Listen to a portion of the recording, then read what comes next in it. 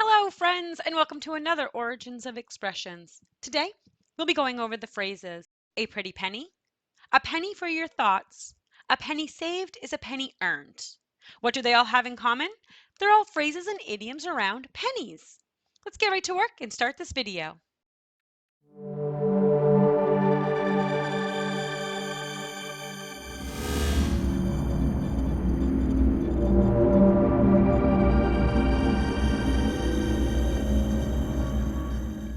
The penny. The penny is a unit of currency that has a place in various countries.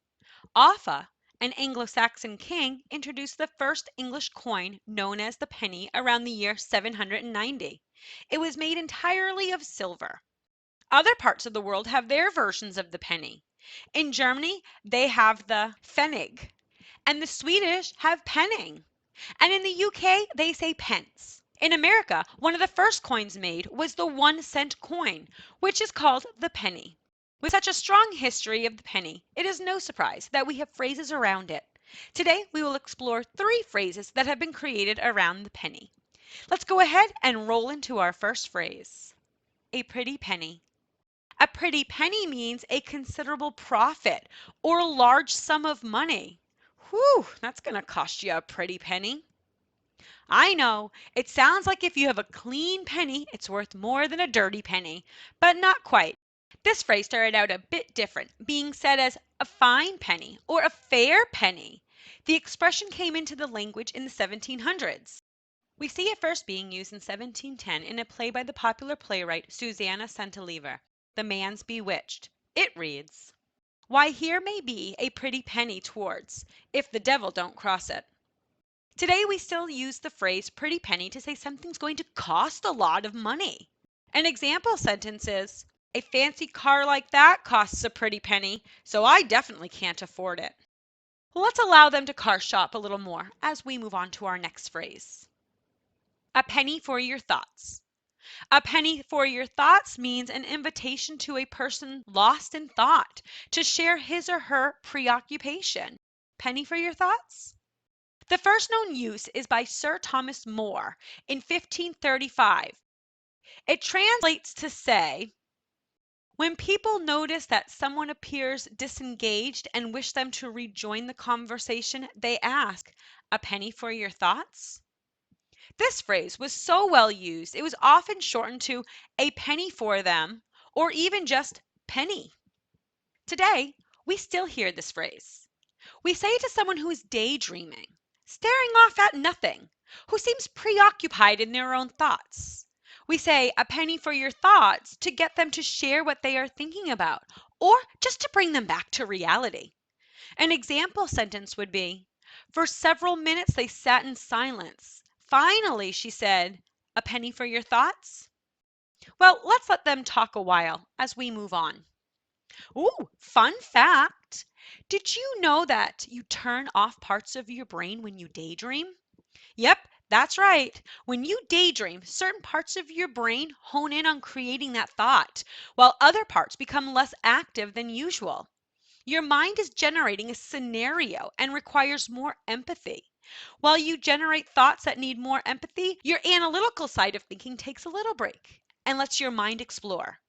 Another thing that happens while your brain is less active in a daydream mode is you stop blinking. Blinking is a subconscious action, but it can be taken over while your mind is focusing on other priorities. During daydreaming, your brain priority is to generate and create that thought. Daydreaming usually completely consumes your thought process because you're basically creating a world within your head. That's asking a lot of your mind, so it may take time to pause on the blinking so it can finish the daydream. And lastly, it is believed that as you get older, you daydream less. Psychologists believe daydreaming is often about anticipating the future or planning your future. As you get older, the future becomes more of a reality and there is less anticipation. Your mind does incredible and amazing things. Daydreaming is a fun, creative, and relaxing outlet for when your brain needs to take a little break. Well, let's stop daydreaming about this fun fact and let's move into our last phrase. A penny saved is a penny earned.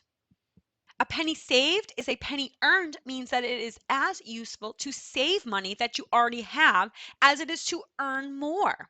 This phrase has been around for a while and has changed a bit as our language has changed. You might see it as a penny got or a penny gained instead of a penny earned. But no matter how it's said or spelled, it always means the same thing. It is easier to save the money that you have than to go out and make more. The first recorded history is as early as 1633 in George Herbert's outlandish Proverbs. It reads, "A penny spared is twice got." Benjamin Franklin, one of the United States founding fathers, reportedly designed the first American penny in 1787. Along with the first U.S. penny design, the phrase, "a penny saved is a penny earned," has been attributed to Benjamin Franklin. Visitors to his grave in Philadelphia traditionally leave 1-cent pieces or the penny there for good luck. Today we still use the phrase to say, "save your money and don't spend it all." An example sentence is, "Being a financial consultant, she always advises people to save money. She says to her clients quite often that a penny saved is a penny earned." Well, that's always some good advice to share. Let's take that advice as we move on. Well, that's the information that I have for you today. I hope you enjoyed learning about the origins of our idioms and phrases. I would love to have you subscribe if you did. It won't cost you a pretty penny if you do subscribe. It's quick, easy, oh yeah, and it's free. Plus, I would really appreciate it. Quick question before you go. Do you know any idioms or phrases around pennies? Maybe you know other idioms or phrases on an entirely different subject. I would love to see them. Leave them in the comments below. And if I use one of the phrases, I'll give you a shout out. Thanks again for watching and subscribing. I really appreciate your support. Until next time, bye.